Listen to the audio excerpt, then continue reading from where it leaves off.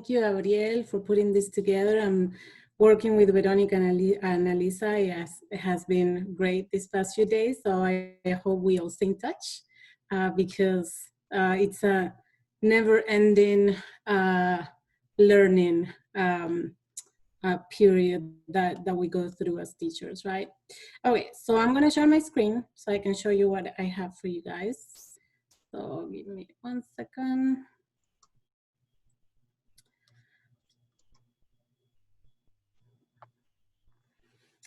Okay, so do you see something that says drive folder content? Is that where we are? Okay, so this is actually the end of my presentation. I'm one of those people that I don't like to read fiction too much, but when I do, what I do is I read the first couple of pages and then I go to the end and I read that and then I decide if I want to read it, right? So the end is always the best part. So this is the end. This is a QR code that is going to link you to a folder that I put together specifically for this presentation. So what it's going to have this presentation. It's going to have some subfolders with the few strategies, not couple, actually 3, that I'm going to talk about. So I'm going to talk about inquiry design. I'm going to talk about PSYOP. I'm going to talk about project-based, and we're going to start our conversation thinking a little bit about the difference between ESL and bilingual education, because there's some big, I don't know if misconception, but maybe even lack of knowledge about the difference. So I just wanted you guys to have all the material first, so then you don't get lost. And I did dump in there a lot of stuff. I also included 2 of my lessons. One of them is a lesson, it's a PowerPoint that I use with my students. So maybe I was looking through it, maybe for you guys to be on your own with it, it's not enough, because it's one of those things that, you know, I'm interacting with my students in the classroom, so reach out. That's the US government one. It's our unit on political advertising, and it has a big project component there. And then the other Google Slides that I put there for you guys is one of very short lesson that I prepared for this distance learning time. It's US history, and we were doing, we were addressing the theme of that we call here boom and bust, and we were talking about the different economic crises throughout the history of the United States. So I did a little, you know, a choice board, and you know, it's fully in 2 languages, English and Spanish. So have fun. It's part of a longer thing. So again, if you want the other stuff, just reach out. All right, after all this, I'm gonna go to the beginning. So here we are. I wanted to start, and again, I wasn't sure entirely of our audience. So I always hear here in the United States referring to the students who have English as a second language, or maybe 3rd or 4th, as ELLs, right? And my background is in multicultural education. And historically, that term has the component of being a learner of something, in this case, English, right? And that word has been used to segregate and discriminate us, right? English is my second language too, because it has the idea of you're a learner, you're not yet there. You're not as good as the child next to you in that mainstream classroom. So you're not there yet, so stay put, right? And then we deal with you however we see fit. So after I learned that, you know, that history behind it, that baggage behind that concept, and in my research, I found Ofelia Garcia's concept of bilingual education, and she sees the students from an asset perspective, right? Those funds of knowledge that our children, our students from wherever they are bring to the table, right? And she introduced the term emergent bilinguals, because we are kind of, at some point we're going to blossom in our full potential, not from a cognitive perspective, but from a linguistic one. So I think maybe, again, if you want to rethink based on these, little tidbits that I've given you about how to address, your students in your classrooms, whether in a bilingual classroom or an ESL classroom or wherever, but refer to them as emergent bilinguals, right?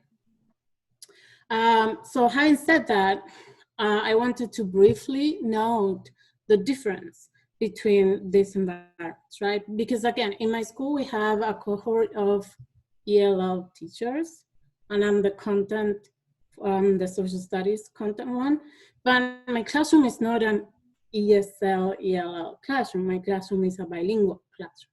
It means that I'm trying for my students to become, first of all, my main goal is for them to learn history or government or Latin American studies, right?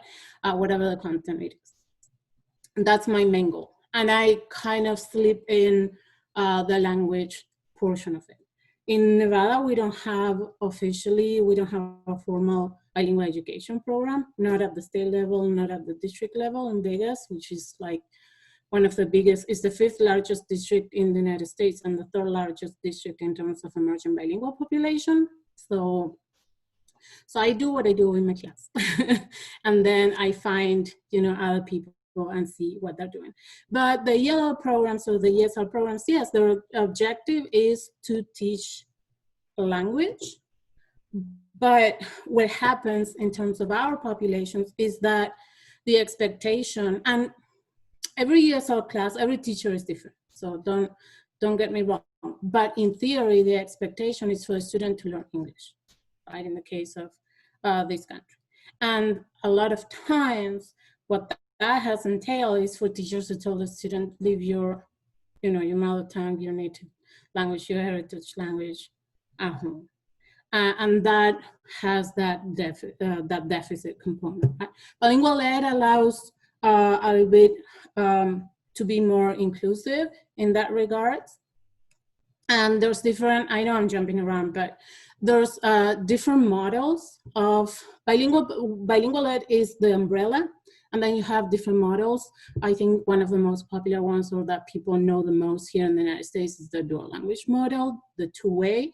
And then within those models, what we have is how we are gonna, the methodology that we're gonna use, if we're gonna, in terms of time. So if we're gonna allow the students to, be a 50-50 classroom, meaning like half of the time we do the one language and the other time we do, in our case, English, or if we do, some other model. But I'm not gonna get too technical and too deep because this is a longer, much longer conversation than the time that we have here, but reach out. So I put this, and I'm not gonna go through it, but I wanted you to have it because the bilingual models go from monolingual forms of education and the ones who want, the first ones that see it from a deficit perspective. And then we have bilingual ed models, which start escalating from weaker to stronger models in terms of how much the student is allowed to bring that sense of knowledge into the classroom and build up, their second language from that. So I wanted you guys to have this. This was it's a mix of two bilingual ed researchers, scholars, Felia Garcia and Baker and Wright. And that's, if you do bilingual, if you're in bilingual ed, those are kind of the Bibles that you have to, tackle. So I brought this and put in a pretty little way for you guys to have. So my classroom in particular, my classroom did not look like this 6 years ago when I started, but I've been acquiring all the strategies and I kind of put them together. Inquiry, design, and project-based, I see it very much connected. They go together, they go hand in hand, no doubt about it. Inquiry design, I didn't even think about that I was actually doing that. I was raised in Uruguay. I was raised in a place where multiple choice tests did not exist, right? So it was very hard for me when I came to this country and I was asked to basically become a professional babbler, or ask my students to become professional babblers, right? So that was a no-go for me. So inquiry design is kind of the way that I think. It's just think about an overarching issue, right? An overarching question, and just go from there. And that's what project-based is too, right?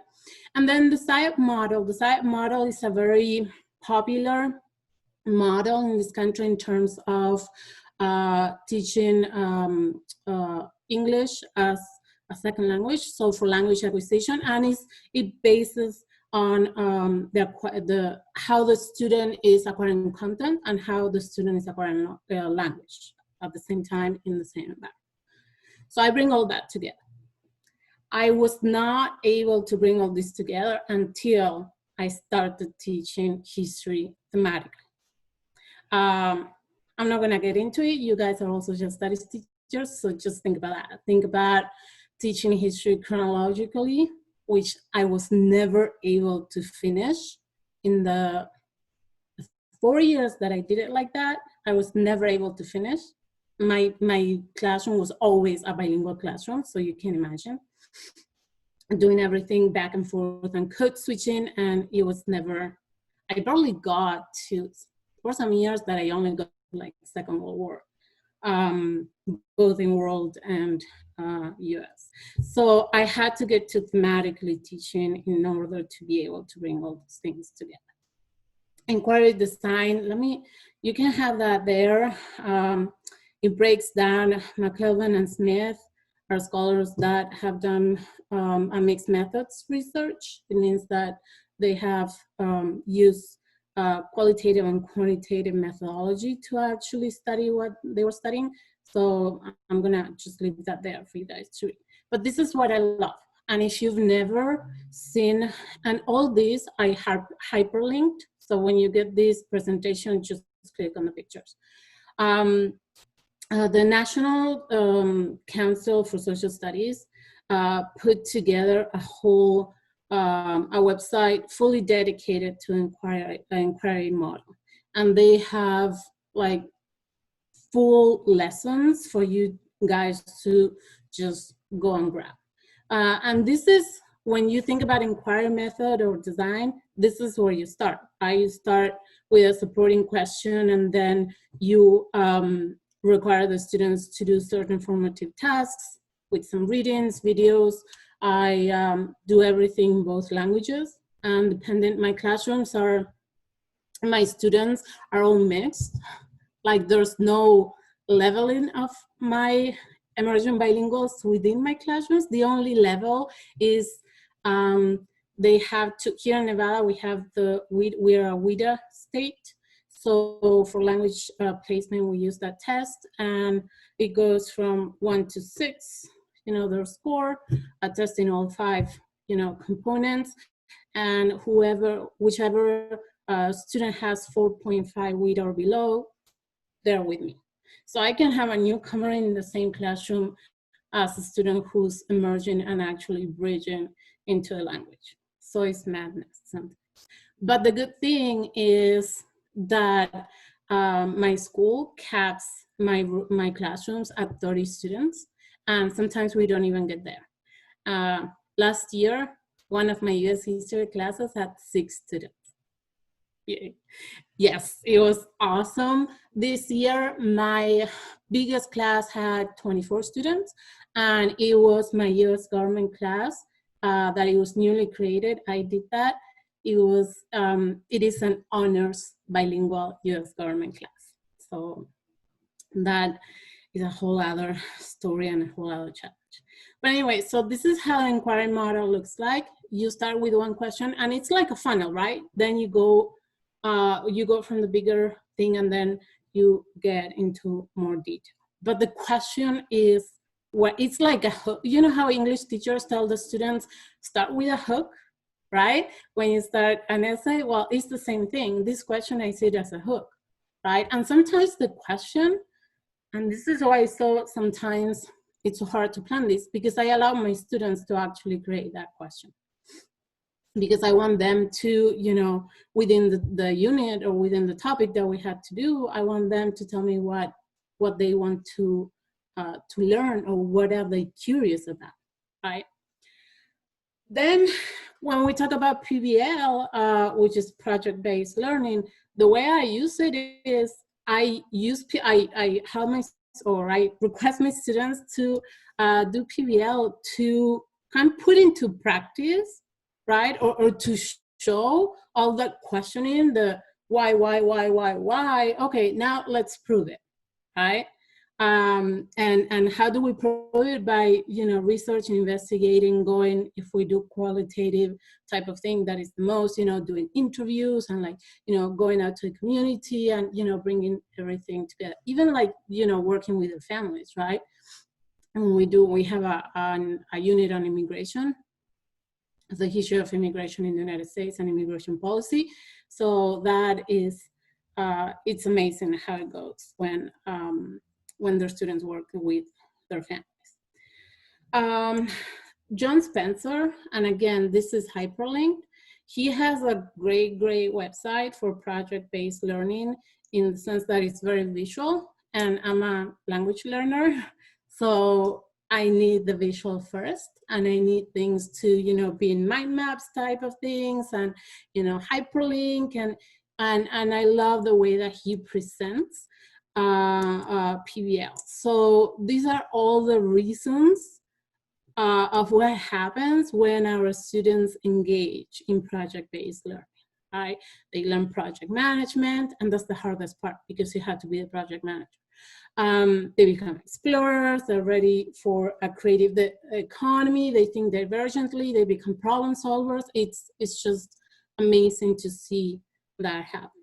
And then he has this other visual that are the design elements of PBL. I'm not gonna go into it because, again, we're short on time, but just go to his website. He has, you can sign up for the toolkit, and he, like, automatically you get sent the this PDF, and it has all these elements and much more. It's really cool.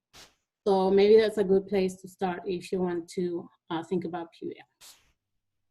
And then the SIOP. So how do I use SIOP? I had told you guys that the SIOP is, you know, focuses on content and language for students who are acquiring a new language, in this case, English. I use it to evaluate my own design. And I put in the folder, I put one of those evaluations that the people from Pearson, because it's Pearson, the publisher of this, well, I included that because I want all the components that have to do with language acquisition and also content acquisition, right? I always say that all these strategies are very well, you know, we can apply them seemingly to mainstream classrooms, right? So I use that when I design a project to check myself and make sure that the students are getting throughout the entire project all the things that they need to get to become successful. These are some of the features of the SIOP model. Again, I think it's like common sense to all of us teachers, but also, you know, something that we think of, or at least I do, how I think when I had to teach a section of mainstream or general education government this year. And I wasn't, the way I was thinking when I approached that class, it wasn't that much different. Maybe because, again, my class is not, you know, a language acquisition room per se, and that bilingual environment allows me to, you know, go from one to the other one. So maybe that's why the way I thought of designing the stuff that I was designing wasn't that much different. It was just, I was always, you know, the language component is like the big piece. So now I know I kind of like rushed, but, you know, I want you guys to have, and then, you know, ask any questions that you have. But now, like, go back to that initial question that I had asked you, right? Is the term ELLs grounded on a deficit-based perspective?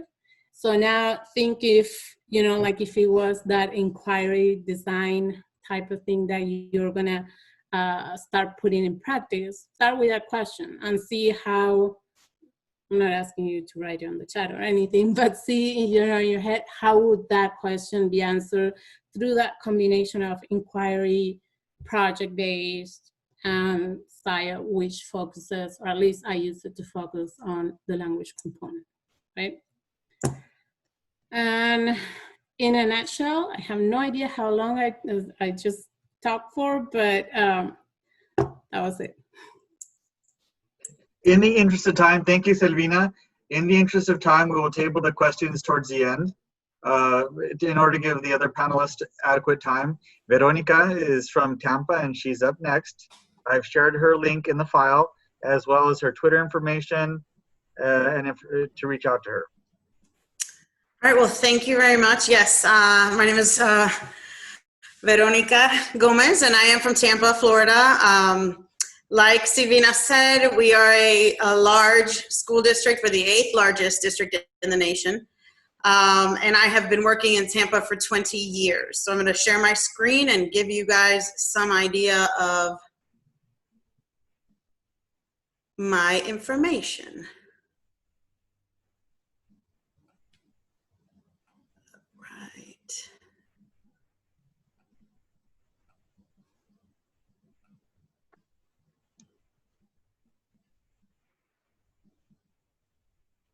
All right. So you should see a lovely picture of me and my kids and my information. I will give you some background of what I have done in my past. I've been a Spanish instructor. I've been an AVID coordinator. I was an AVID district resource teacher and an AVID district director. I taught Spanish for speakers.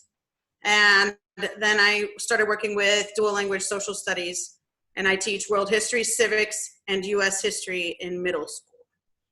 So the first thing that I want to share, my presentation is on some student examples and how to use dual language in your classrooms. So the first thing that I want to share are objectives. You have to have two types of objectives. First, you have to have your content objective, and you have to have your language objective when you're working with dual language classrooms. In my case, obviously the content would be social studies, and then of course the language objective would be the avenue to actively participate in that learning, okay? I'm not gonna read this to you, I think it's pretty self-explanatory. I'm gonna give you some background on what I use because there are different level models for dual language. Mine's a 50-50 model. It's the content and language objective provide a context for the students for that language of the day. The lessons are not repeated in both languages. So scaffolding, and they're building on each other. So I'm not wasting time teaching it in English and then teaching it in Spanish as well. Instruction is given in the target language of the day, and it's based on the objectives. So a student can walk in, if the objective's in Spanish, you know it's a Spanish day. If the objective's in English, you know it's an English day. I will tell you that if we start a project in a language, we're gonna finish it in that same language, simply because I think it's easier. Now, if the project actually includes both languages, then they have to follow that model. And here's the example. Translanguaging is allowed when students discuss within collaborative groups as well as within their assignments. And all language objectives need to be met in that target language of the day. So I can't have a student who says to me, well, you want me to write a summary, can I write it in English? No, it must be written in the target language of the day. I have a very high Hispanic population at my school. However, I still have a 50-50 model because we have monolinguals and we have second generation and we have third generation Spanish speakers, and some might read and write in Spanish very well and others may not as well, and some may read better and write better in English and vice versa. So we do still have a 50-50 model, and a 50-50 model has nothing to do with race or ethnicity. It has to do with ability, okay? One of the main focuses that I would suggest in a dual language classroom or in a bilingual classroom is academic vocabulary. And this is where the AVID has come into play for me.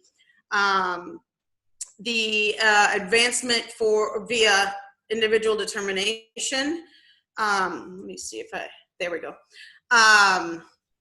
This is basically the use of costless levels of questioning and the strategies of Wicker, writing, inquiry, collaboration, organization, and reading.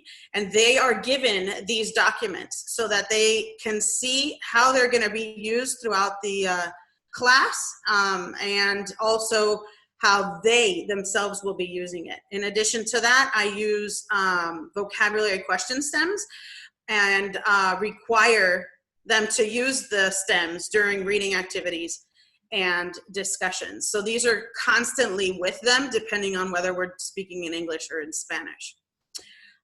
Here's an example of that. So I didn't want to just say that I do it and not actually show you. This is a stations activity where the first thing that they do is they have to read and they mark the text and they take margin notes. So you see them like the bottom of the screen and the side of the paper, they're taking margin notes. Then they were to create a level 2 or 3 question about that particular reading, and then they switch stations. And they do it all over again, but they answer their partner's questions. So the students prior to them, they answer those questions, and then they create new questions, and then you just simply repeat the process. So this is a great way of not just analyzing the text, but also thinking critically about the text, because they have to answer these level 2 or 3 questions. And on top of that, they have to create the level 2 or 3 questions too. Graphic organizers are so important in the dual language classroom. So I have a link at the end of the presentation that'll show you, that has all of these graphic organizers. But as they read, especially with reading activities, I will give them these graphic organizers depending on, of course, the language that they're reading in. So there's a main idea one, and this is the Spanish one. This is the Spanish version of also finding the main idea, but this one also, it has them predict. It's a great one for history and a great one for world history. So I like to use that one for that. And then, of course, here are the actual student samples so that you can see them done. Here's another one where here the student has done his margin magnets, and margin magnets are short. They don't even have to be sentences. But then you see how it is applied from the notes. Here are some more examples. And I use these reading tasks. I created them because I wanted each of our students, regardless of their ability level, to participate in the reading activities. So if they're in pairs, they use this reading assignment. And if you notice the arrows are meant for the paper to switch. So they each take turns. So one person would read, one person would write and summarize, and then together they'll create their higher level questions. Those higher level questions are really great for discussion as well, because you allow them to present those questions, and then the class can have a discussion on that. Great Socratic seminar opportunities. If you are in triads, this is the triad model, and again, those are also in that file. And then quads. Which is usually what I will do, but you know, every once in a while, depending on the classroom environment, you might only need triads or pairs. I personally like the quads because it has 2 forms of summary. It has the form of summary where the student has to speak and share what they heard, and then the following student has to have written that summary themselves. This is my classroom setup so that you are aware of why it is that they get into quads. We will move the desks, and that's how they do quads, or you can do triads in that same way, or you can do pairs in that same way, but there's nobody ever has their back to me. Here are the reading activities in action. Now, I'm gonna play one of them, because it should pop up on the screen. And if it doesn't, by all means, please let me know. Oh, well, okay. So it's not going to do that. And that's fine. Let me go back here. These videos are also in the file, so you can see them in action as it works for you. Here are some additional examples of conversations. And again, these are videos that obviously aren't working, so we'll check it out later. This is a great example of summarizing and checking for understanding. I am not an artist by any means. It has become a joke in my classroom, as a matter of fact, but I still enjoy drawing. And so I like making these little comic strips and whatnot. And what I did was I made the comic strip, and it's a summary of Jamestown, Virginia, Virginia Company, etc. And then I cut them up. And I said, put the story back together. This is, of course, after we have studied it. Here are some other projects that we've had. This is the citizenship project. And also, okay, thanks. The project on the side is a world history project. And the students put 3 wars together, and you can see that. Let me see the next one. Emergent Bilinguals. So I had one particular class where I had all what we consider LYAs, or monolinguals. They had been in the country less than maybe 6 months, if that. So one of the main things that I began to focus on was lowering their affective filter and demonstrating proper use of the dictionary. The very first thing that I said to them was that I understood how scared they were, because that is so important. It is so important for them to understand their fear. And then the next thing is to be real. Most of the time, if teachers do not have ESOL strategies or ELL strategies, they will hand an ELL student a worksheet. They will hand them a dictionary, pat them on the back, look at them like, I'm so sorry, and then ask another student that can translate to help them. And my goal was to explain to them that there's so many cognates in the English language and Spanish language that they don't necessarily need to look up every single word, because that's where their minds are. They get that worksheet and they immediately say, I'm not looking up every single one of these words. I'm done. I'm going to stop. I don't care. It doesn't matter to me. I'm not doing it. And that's what we need to stop, right? So, I explained to them, even in the use of questions when we did practice test questions, and I said to them, I just want you to read the question. And now, do you have to look up every single word? No. Do you only underline the words that you don't know? And those are the ones that you look up, etc. So obviously providing graphic organizers to connect cognates with the English language. One of the main things that I do with them is I give them this vocabulary sheet where it says unknown words, what I think the word means, and then what the word actually means. And that demonstrates to them how much they actually do know versus, and how many cognates there really are versus not. And then of course we do these other vocabulary worksheets also. The major thing is to also activate prior knowledge and discussion.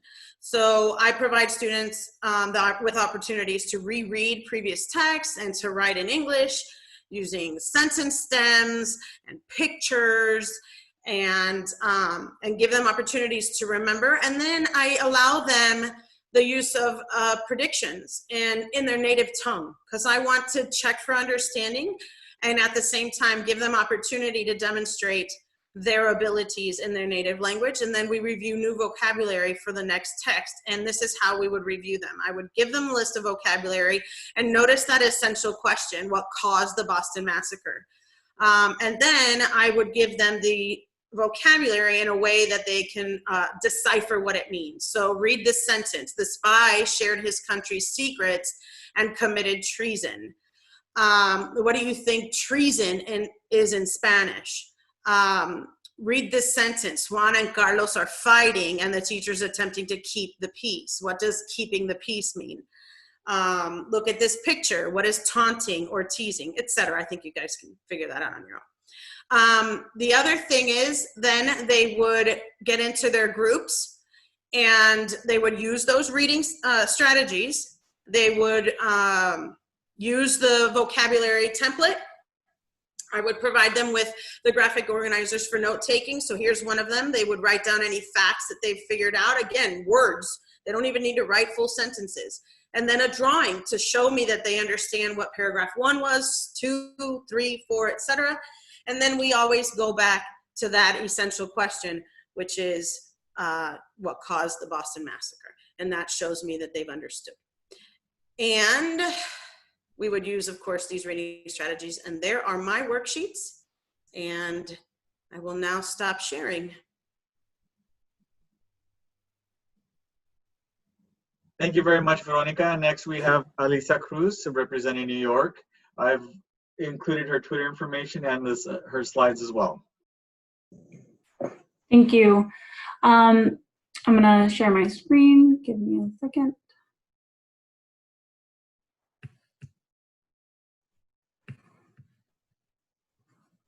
Oh no. I'm not familiar with sharing my screen on here. If you go to the bottom on the green share screen. Oh, yeah. Yeah. See that? Okay.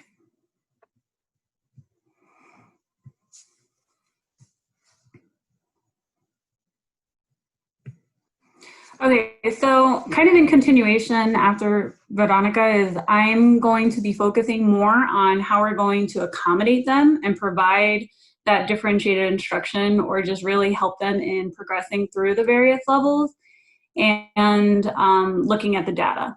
So before that, just a little bit about me. I started really having a passion and starting research for how to work with immigrant children specifically in 2013. I had spent a little time in Iraq, and being there, I had to learn very quickly how to have conversations in Kurdish, which was the area of Iraq that I was in, and it was difficult to communicate. So I had firsthand experience of what it was like to be in a different country, not knowing how to ask for directions, not knowing how to communicate what I needed. And learning a new culture where, like, when I went to go shake a man's hand, he looked at me like I just committed the biggest sin. And so it was all a learning game. And then I came back and I spent time in a classroom that was all Spanish speaking and then one Arabic kid. And so I had kids that just came from Dominican Republic, didn't speak any English.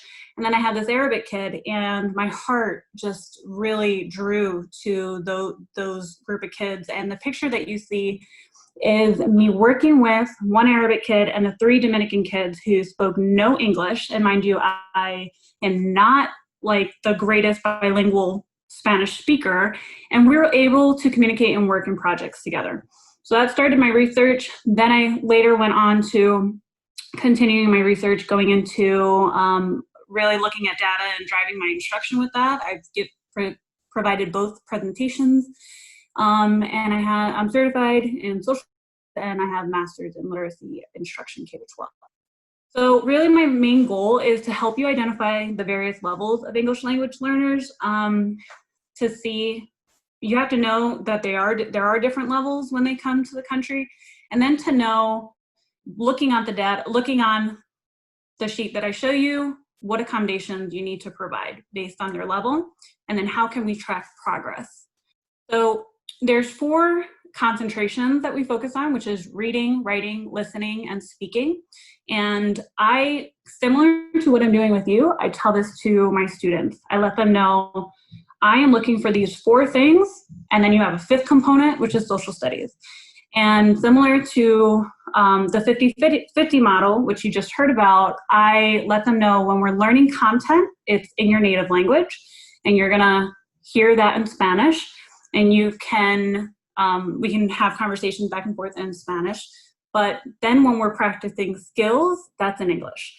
And we'll go into it. So really, where do you start? I'm not gonna have you look at it now. It's a lot of information, but I start with a skill.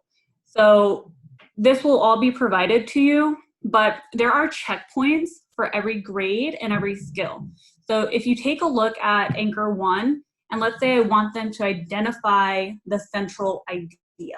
You have grades, if I'm in grades 1 through 4, I have to, my learning target could be identify words that signal important individuals, and then you do it based on grade. So I'm going to move on to show you the different levels. There's 5 levels, which are entering, emerging, transitioning, expanding, and commanding. Oftentimes, just like what I had this past year, I have some students who are entering, some who are emerging, some that were transitioning. So you get like a whole mix. And if I give them all the same assignment, that's not providing the accommodations. So let's say I want them to identify narrative elements, but I have a student who's entering, I'm gonna have to give great support, which means that I'm not asking for 2 sentences in English. I'm asking for a few words. Can you identify a few words that's gonna help you with that skill? Then based on the different level, emerging or transitioning will be the difference of support that I give. I show this to students and I let them know, if you're entering, that's okay. You're gonna get great support. But the goal is that we are trying to get rid of that support. And the most beautiful thing was right before Christmas break, I told students, you're not gonna have me, you're not gonna have someone pushing you to speak in English and read in English and think in English. So we have to look at these goals. And I had a student say, Miss, where am I? And he was transitioning in 3 of the concentrations and expanding in 1. And he said, I want to get to expanding in all of them. Tell me what I have to do. And so I feel like giving how we're tracking them, it really, really helps. So what are some ways that we can do that, right? For me, vocabulary is huge, right? They have to know their tier 1 words, those everyday words, just words like under, above, and, because, simple words like that. And there's thousands of words that they have to know. Every day, during my lunch, they all come in, I put them on the board. I put like 100 lists and they're like, Miss, how do you say that? How do you say above? And then I would say it and they repeat it. That's just something they need to have time to be able to do. But if teachers don't know, we're not going to give it to them. Tier 2 words are those words that they're going to see in their domains, in specific classes. For example, like in a, they're going to see in every class, like in your learning target, like analyze, identify, describe. So often in my learning target that I show on the screen, I'll bold it, I'll highlight it, and then I'll have them say it in English, and I'll say, what do you think that means? What are we doing today? So we'll have a quick discussion. Then those tier 3 words, I didn't show you because I'll show you later, but tier 3 words are more specific to content, like Civil War, indentured servant. That's something they're only gonna need to know for my class, not across. I've given some different ways that you can help reaching those reading, writing, listening, and speaking, some strategies. I'm not gonna really go into it because you're gonna have it provided. I really wanna get into how we can track the data, right? But you do see here for tier 1 words, I give you all the lists. There's flashcards already made, lessons, games that you can do, so that you can, I like to do it like a Monday when we're kickstarting a unit where they know it's vocabulary day. And usually we do back-to-back, which in Spanish, they say it a different way. So might have to do another game, but they like it where they're back-to-back and you give them the word and then you turn around and you see who can say it as many times and the definition together. Got a couple laughs and it worked. Tier 2 words, I give you just a quick video and a way that you can kind of have a quick write for what it would mean so that they can explain kind of the word that they're seeing. And similar to Veronica, I have them always identify words that they don't know. So we can always go back and revisit that. Tier 3, this is where I get into the back-to-back, where the I say, you say, where I say, and then you say, and then we'll repeat it often. I give you more strategies here just for, I really like to have kids involved in exploration and game, and I do that with vocabulary as well. We're gonna move on. So this is how I kind of assess their understanding of vocabulary, and I do it out of a 3-point. You can add a 4th point if you wish, but my real main thing is, are they using the word? Are they able to say it? Are they able to identify it when they hear it? Are they able to spell it?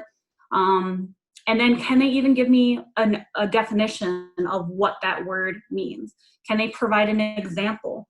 Can they draw an illustration? So the good thing is, for my SCIF students, maybe they weren't able to write a full sentence or write words that went with that word, but they were able to give an example with a drawing or give it to me orally. So that's how I was able to assess them as they move through gaining literacy skills. And then I give this to the kids. I print about 4 on a page, so it doesn't have to be big. You figure if in their notebook, you can just put, almost like you can print it on Post-its, and you have 4 there, and it's for every word.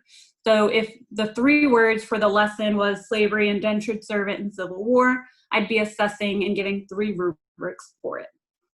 Kids always liked to see automatically how they were doing and how they were progressing. Then in the student notebook, I would give them a flat template, and as I was providing the lesson in their native language, they would have to be on the lookout for those words. So if I said, remember that word, slavery, slavery, and we would go back and forth, every time they heard it in the lesson, they'd have to put a check. And then when they said it, they'd have to put a check. So it really got competitive, because it's like, Miss, pick me, because they wanted to get those checks so that they can say it out loud. But it was even if they had conversations as well, and the writing and the reading. This goes into, again, looking at skills. If you're looking for writing, I'm not going to go into it. It's a lot of information, but you will have it. If you have any questions, you can always feel free to email me. Then I give you some strategies for writing.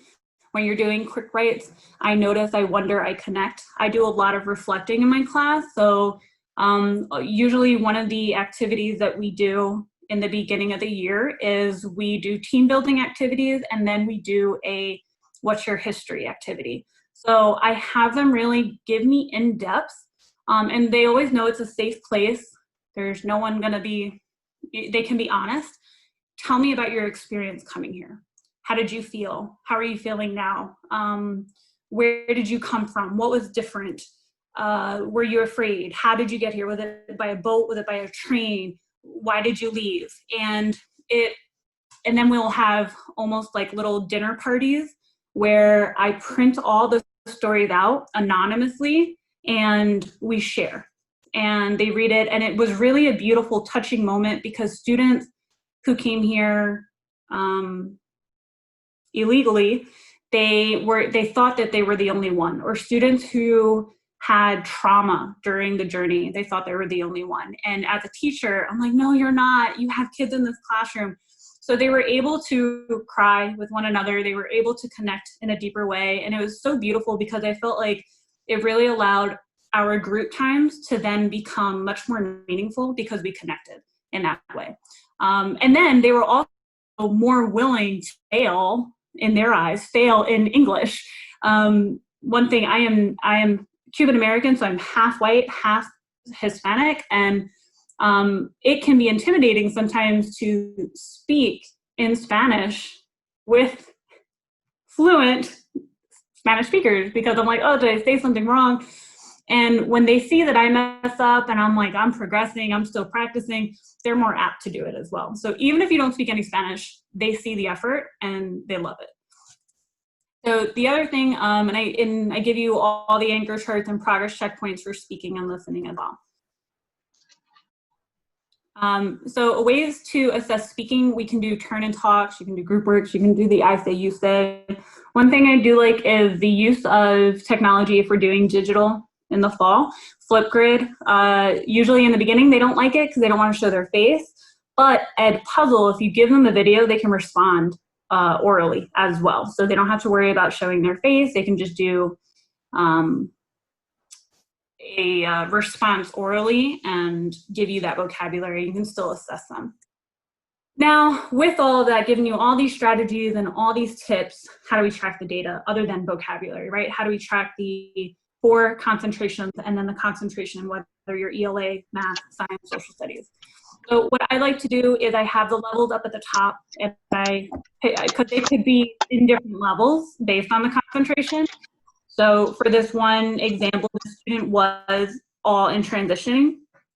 However, in the social studies content, the student really showed progress in understanding that content and that material. So then we start to set goals. So this is what a student would see with where they're at currently.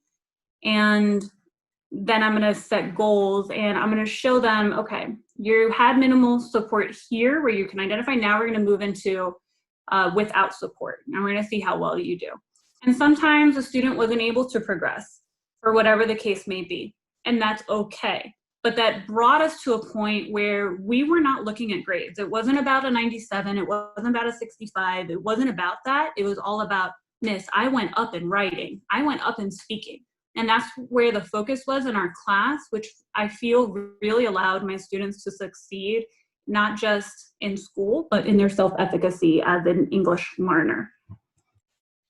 And then at the end, I provide you with my L progress tracker. I like to do this every 3 to 4 months.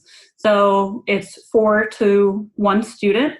And they know that it's coming. They know when I'm looking and I'm going to be tracking the data. And then I give you the vocabulary. And then the Say Something protocol, which is similar to what Veronica said earlier. But when we read either with a partner or with a group. And at points, they'll see a stop sign. And that's when they have to speak with their peer. Thank you. Okay, we're opening up for question and answers. Thank you, Alyssa, for any of these 3 panelists. Thank them once again.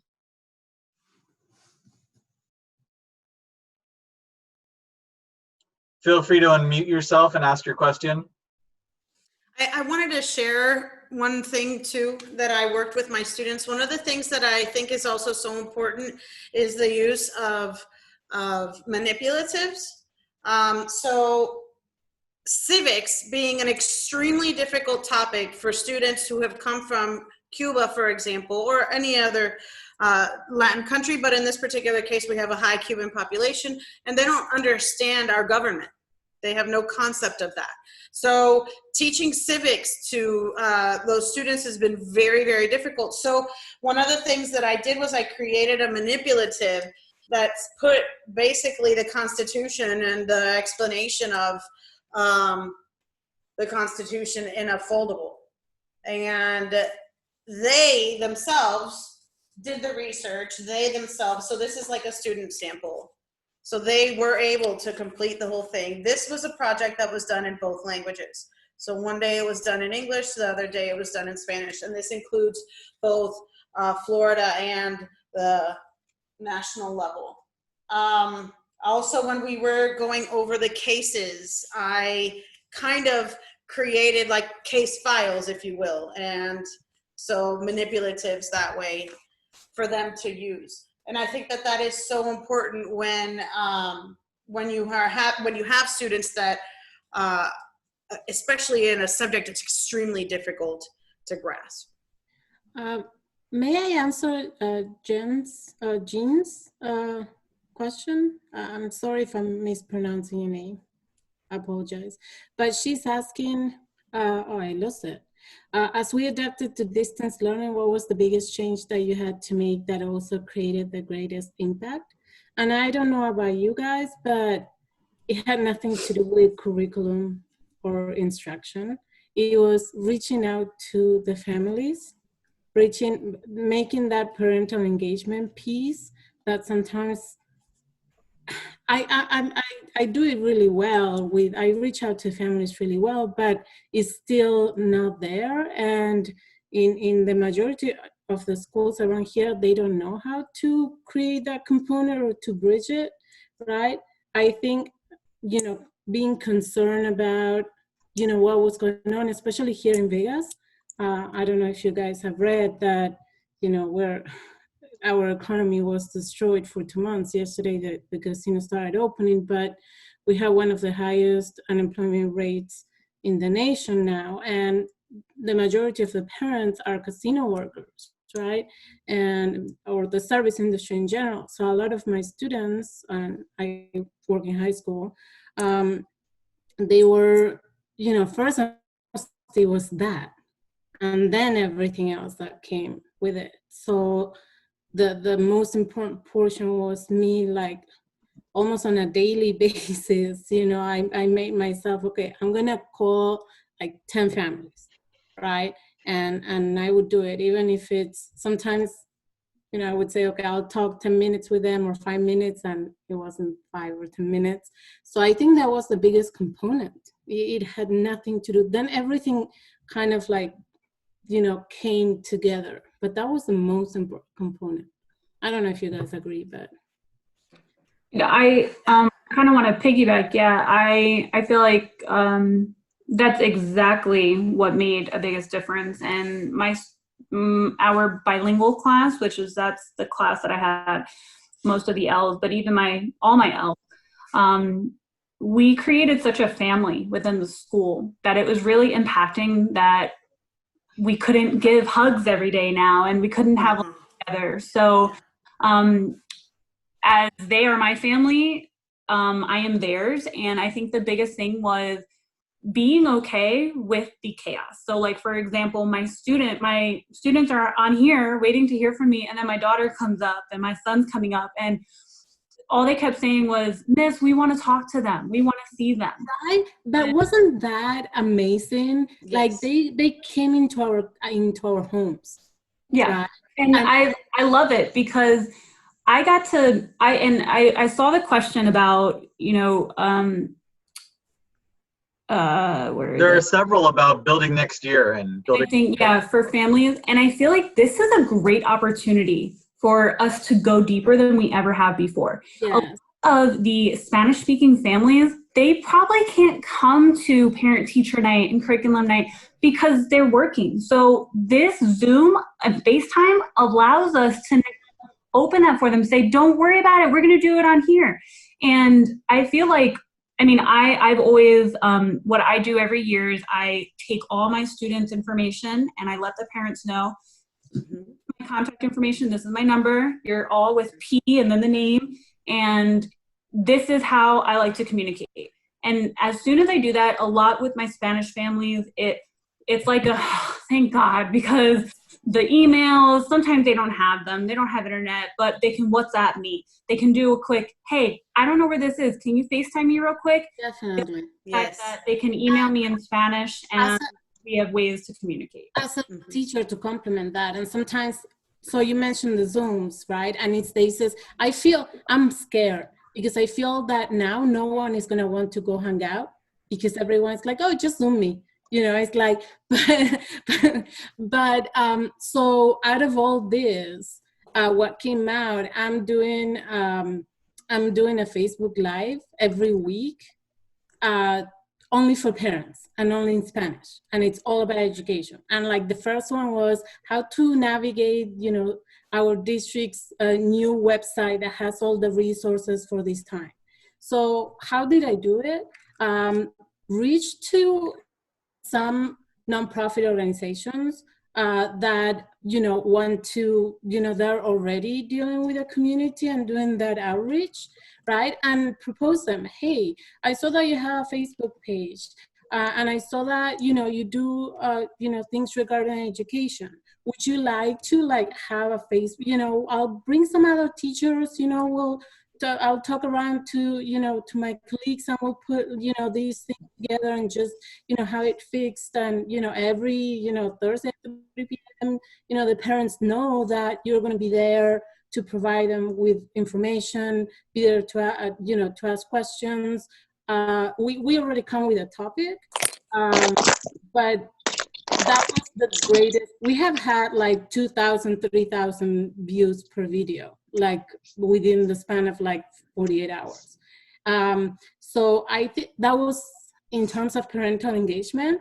Like, we cannot do this alone. I cannot be in my own silo as a teacher and try to reach to parents. As much as, you know, parents might love me and I have a great relationship, but that's only my students, and it's so much bigger than us. So don't be afraid as teachers to reach out to everyone who's trying to help the community in some shape or form.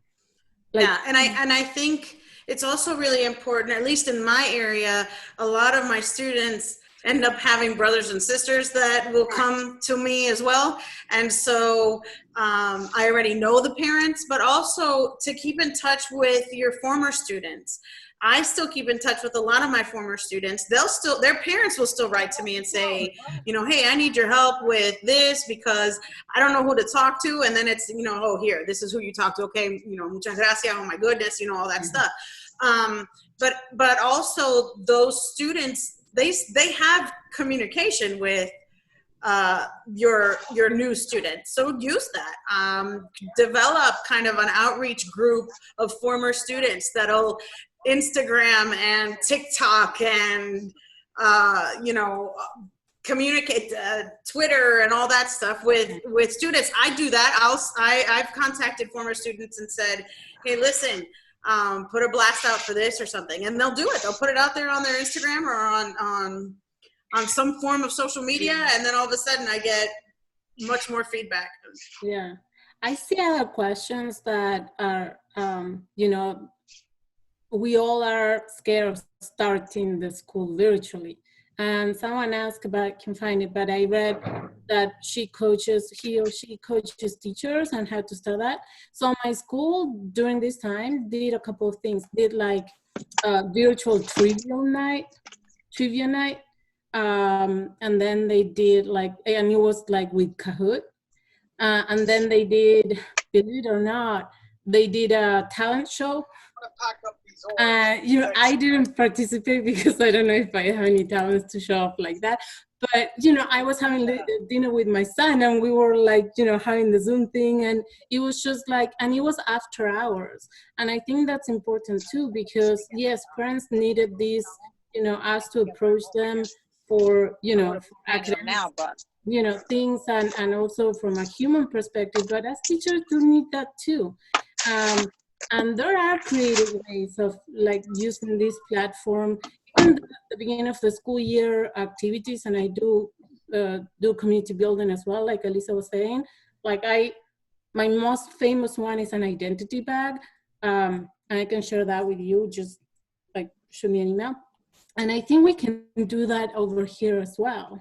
I don't know, but I don't know the limitations of the schools. Like I wasn't able to have live classes with my students because we couldn't guarantee that every student had a computer and access to internet, right? So the only thing I had was every day at noon, I had like office hours. So whomever wanted to show up, you know, and I did a couple of times with my students, another community building piece that maybe even for teachers, a couple of weekends we watched movies together. So they logged on to my Google Meet and we picked up a movie together. It didn't have to be educational, just school appropriate, right? But, and I projected, you know, I was on my computer, sharing my screen, and we were, you know, they were muted, but anyone could comment or whatever. And we were like eating popcorn and we were together. And that was, I think, the biggest piece. And I think it applies to adults as well. So doing that kind of activities that we can see each other's faces and just know that at the same time, you're doing the same thing that I'm doing at the same time.